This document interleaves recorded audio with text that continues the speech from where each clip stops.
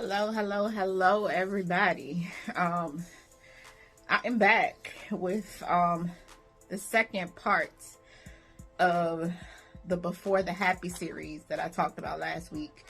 And I left off at the part of where I was talking about once I got out of my previous relationship before I met my husband, and I had to get to a place where I was happy with just being with me. And so that's where I wanted to start this video. I had got out of that relationship. Actually, he ended the relationship for me. But you know, as women, we go through those different emotions after we end a relationship where we're sad, we're upset, we don't know why, we're emotional. And I was just all over the place. Like, I was crying, I would be sad, then I'd be happy, and I'd be like, F that dude, you know what I'm saying? I'm good. And it wasn't healthy. So I got to a place where I decided that I got to figure out how to channel this energy. This energy got to go somewhere else. And that's when I started writing. And it wasn't anything big. It started off as like little notes here and there, little sentences, and it turned into something bigger. But we'll get to that in another video. But this video is about what I had to do other than writing to get to that place. I had gone through a few situations where I got out of that relationship, and so I felt like I needed, y'all remember I talked about those placeholders. I felt like I needed to put somebody in that space.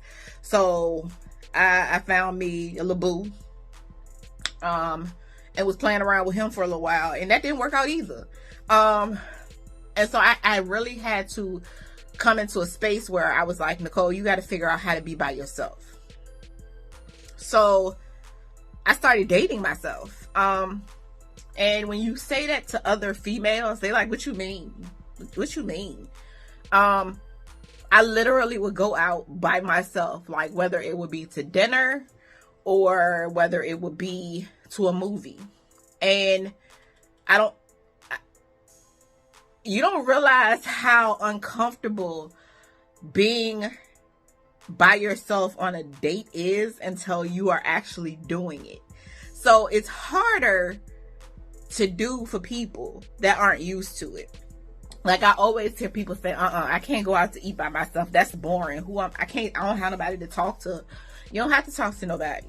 You go out to eat, order your food, whether you scrolling your phone, looking at social media, or you're reading, or you're just sitting in silence. You have to figure out a space that you are okay with being with just you, with this person right here.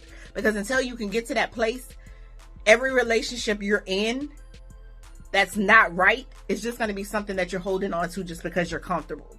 And you can't get to that spot where you're comfortable just by accepting whatever is right there. Like when the trash is dropped off, they just drop it in front of you and you okay with it. You have to get to a point in your life where you're not okay with anything.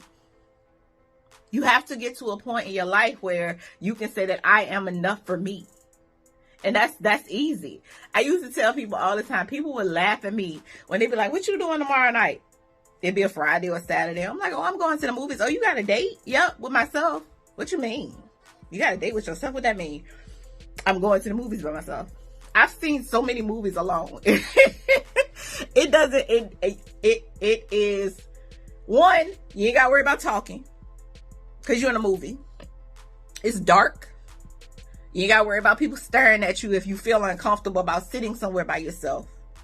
And what I would do, because, you know, there is that insecurity of I'm sitting here by myself. Are people looking at me? Are they wondering why I'm by myself? Do I look desperate because I'm by myself? No. You're just enjoying your own company. So what I would do is I would go to theaters that were easy to be by yourself. Like, I would go to Cinebistro. And if you don't know what Cinebistro is, it's like a dine-in theater where you order food and you watch your movie. And that's when Cine Bistro first opened in Richmond.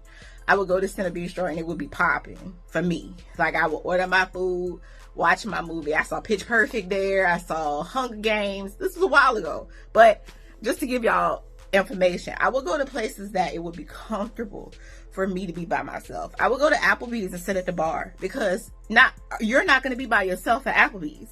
There's always going to be somebody there, or somebody there that's going to hold a conversation with you. But it's just that point of getting comfortable, being able to say, I don't need nobody to take me out. I can take myself out. Getting to that place where you know what you like. You know what you like doing. You ain't got to worry about nobody else's feelings about, well, I don't really want to do that, or, well, I want to do it, but he don't want to do it. You ain't got to do that. Get to a place in your space where you're okay with just sitting in your own quiet, sitting in your own company, enjoying who you are, and also relearning yourself. Sometimes we get in these relationships and we kind of forget who we are. My last relationship, I will definitely tell you, I forgot who I was. And it took him ending the relationship for me to get back to me. So I always appreciate him for that, because I think about it sometimes. What if he hadn't ended the relationship? I was comfortable. I was comfortable with saying, I have this person, even though I know it's not working. So yeah, that's where I wanted to take part 2, is to help someone understand that it's okay to date yourself. It's okay. That's fine. And when I say date yourself, I'm not talking about anything sexual. I'm not talking about what people think when you're talking about stuff like that. I'm talking about actually enjoying your company, learning your personality, learning what you like to do, learning who you are, and just reevaluating yourself. Because sometimes I feel like we need to do that all over and over again. I still date myself. Every 2 weeks when I go get my manicure, that to me is my self-care. That's my date for myself. Jay not with me. I'm by myself, and it's my peace of mind that I'm still doing something to take care of me, to take care of this person right here. So yep, that's part 2 of the Before the Happy series. Part 3, I'm not really sure where I'm going with it, but they all will intertwine with themselves, and it's probably not going to be a long series. I don't want to make it too in-depth, because I want people to understand that there's always that time and place, and that time that you will have to travel through the channels before you can get to that space where you're truly happy. So that's my time. Peace.